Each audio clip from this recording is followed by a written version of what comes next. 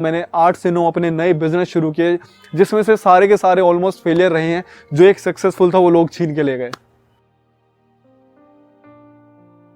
ये कहानी है जीरो से, मैं ये नहीं कहूंगा हीरो बनने की, पर हाँ कुछ कर दिखाने की, एक उम्मीद की, एक विश्वास की, एक मेहनत की, एक सपने की। एक लड़का था जिसको अगर हम ये कहते थे कि असेंबली में स्पीच देनी है तो उसको चक्कर आने लगते थे। प्रेजेंटेशन देते वक्त वो कांपने लगता था।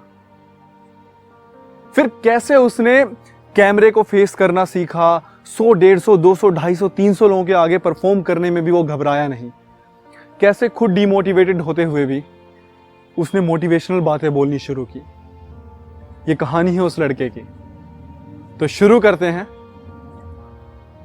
एक लड़का जो 5-6 साल का था, और जब वो किसी शादी में, किसी फंक्शन में जाता, तो जैसा कि घर वाले उम्मीद करते हैं हमारा बच्चा खड़ा होकर डीजे पे डांस करेगा, वो शर्माने लगता था। मम्मी के पल्लू में आके छुप जाना, स्कूल जाना तो किसी से बात नहीं करनी।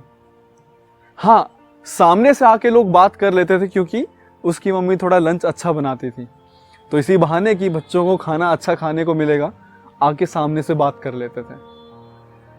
फिर धीरे धीरे जैसे जैसे क्लासेस बढ़ी, 7th, 8th, 9th, 10th तक जब वो पहुंचा, अगर कोई लड़की आके बेंच पे बैठती ना तो वो खड़ा हो जाता था कि अकेले बैठ जाऊंगा पर लड़की के साथ नहीं बैठूंगा।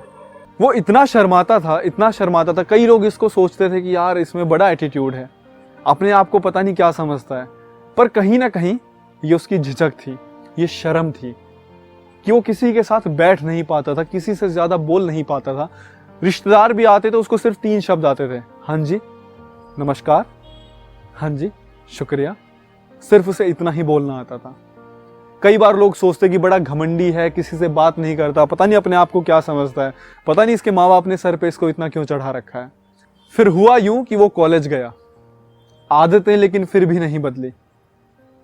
कॉलेज में ग्रुप फोटोग्राफ्स होती थी तो कोने में खड़ा होना, अगर कोई लड़की फ्रेम में हो तो बिल्कुल दुबक के खड़ा हो जाना, ना किसी से हाथ मिला पाना, ना किसी से बात कर पाना, हग तो बहुत दूर की बात हुआ करती थी। फिर धीरे धीरे उसकी पढ़ाई कंप्लीट हुई, फिर वो ऑफिस में गया। फिर एक दिन यूं ही कुछ ख्याल आया कि यार कुछ लिखने की कोशिश करता हूं। जब लिखना शुरू किया तो लोगों ने सोचा यार इसका दिल विल टूट गया है, पर हकीकत ये थी कि जो किसी से बात नहीं कर पाता था उसने खुद से बात करने का एक जरिया ढूंढ लिया था। फिर लिखने के बाद कुछ दोस्तों को दिखाया तो उन्होंने कहा यार ये शुरुआती के दौर के हिसाब से देखा जाए तो अच्छा है, क्यों ना इसे और बेहतरीन किया जाए। फिर लिखते लिखते किसी ने कहा कि क्यों ना इसे परफॉर्म किया जाए, कब तक लिख लिख के किताबें भरते रहोगे। फिर कभी किसी स्टेज पे परफॉर्म किया तो हाथ कांप रहे थे, पैर कांप रहे थे, पसीने आ रहे थे। धीरे धीरे फिर आदत हुई, शीशे के आगे कई बार खड़े होकर प्रैक्टिस किया। उसके बाद जाकर कहीं पे 100, 150, 200 लोगों के आगे बोलने की हिम्मत आई। अब सवाल आता है कि जब एक लड़का जो कि कुछ नहीं कर सकता था, जिसे हिंदी बोलनी भी नहीं आती थी, जिसकी मतलब जिसको बोलना ही क्या आता था, हरियाणवी टोन जो थी ना, हरियाणवी लैंग्वेज बोलनी आती थी जिसको, अगर वो उर्दू के लफ्जों को बोलने की कोशिश कर सकता है तो यार आप तो बहुत ज्यादा बेहतरीन हो। आप सोचो उस लड़के को, आप एक पॉइंट रख लो कि आप उससे कितना ज्यादा ऊपर जा सकते हो। अभी तक आप लोग समझ गए होंगे कि मैं जिस लड़के की बात कर रहा हूं वो कोई और नहीं, अरुणेंद्र कुमार ही है। जब मैंने शुरू किया था शायरी वगैरह तो मेरे दोस्त थे जिनका नाम था अब्दाल, तो मैंने कुछ शायरी वगैरह लिखी तो मैं उनके पास जाता, मैंने कहा अब्दाल भाई देखिए कैसी है, तो कहते कि कुछ ठीक है, कुछ काम चलाऊ है, कुछ शायरियों को खारिज कर देते हैं। मैंने कहा 2 तो समझ आ गई, तीसरी वाली में करना क्या है, करना ही बेकार है। मैंने कहा अच्छा बेकार है। तो कहते कि अच्छा कुछ ख्याल सुनाओ, तो मैंने कहा अच्छा ऐसे ऐसे है, और जिंदगी तो जिंदगी, मैंने कहा जिंदगी, कह रहे जिंदगी, मैंने कहा जिंदगी, कह रहे नहीं जिंदगी। मैंने कहा ठीक है अब्दाल भाई, मैं जाके ना घर पे शीशे के आगे खड़ा होकर प्रैक्टिस करूंगा। तो मैंने कहा शीशे नहीं, शीशे के आगे। तो कैसे एक लड़का यार जिसे बोलना नहीं आता था, लिखना नहीं आता था, शायरी का स नहीं पता था, जिसे उसको ये लगता था कि इसे शायरी बोलते हैं, 6 महीने बाद उसे पता चला कि जिसको वो कई दिनों से कर रहा है वो शायरी होती है। अगर वो कर सकता है तो आप उससे बहुत ज्यादा बेहतरीन हो। अगर एक लड़का जिसको कुछ भी नहीं आता था, जो कुछ भी नहीं था, अगर वो यहां तक पहुंच सकता है तो आप अंदाजा लगाओ आप कहां तक पहुंच सकते हो। कि जब मैं कर सकता हूं, मेरे जैसा एक लड़का कर सकता है, तो आप क्यों नहीं। अगर मैं यहां तक पहुंच सकता हूं ना, तो आप इससे 1000 गुना ज्यादा आगे पहुंच सकते हो। पता है, मैंने ना एक चीज का हाथ कभी भी नहीं छोड़ा, वो है मेहनत। मैंने एक चीज से विश्वास कभी भी नहीं हटाया, वो है खुद से। जाने कितने लोग यार हाथ छोड़कर गए, जाने कितने लोग दगा देकर गए। मैंने 8 से 9 अपने नए बिजनेस शुरू किए, जिसमें से सारे के सारे ऑलमोस्ट फेलियर रहे हैं। जो एक सक्सेसफुल था वो लोग छीन के ले गए।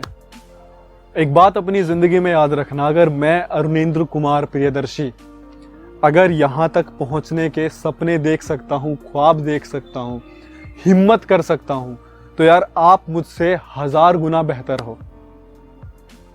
मेरी जिंदगी की कहानी बस ये रही है कि यार मुझे कुछ भी नहीं आता था, सिर्फ किताबी ज्ञान पता था। मुझे किताबों के अलावा यार चीजें दिखती ही नहीं थी।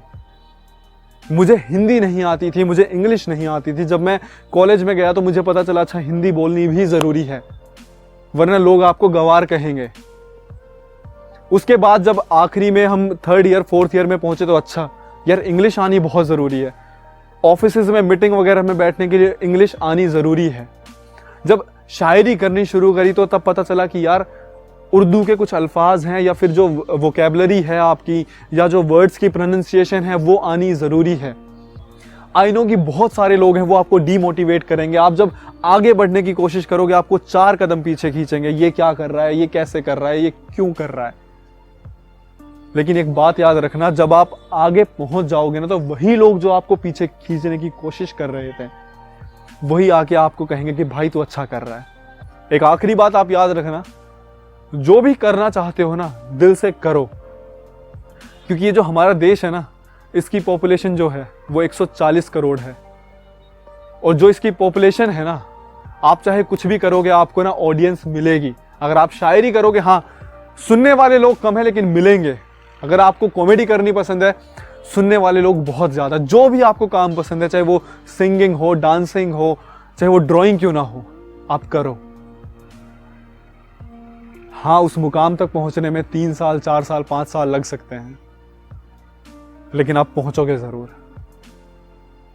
बस जिसका हाथ आपको नहीं छोड़ना है वो मेहनत है। और बहुत बार डाउन्स आएंगे, कुछ टाइम में आपको अप्स आएंगे, फिर डाउन्स आएंगे, फिर थोड़ी देर के लिए अप्स आएंगे।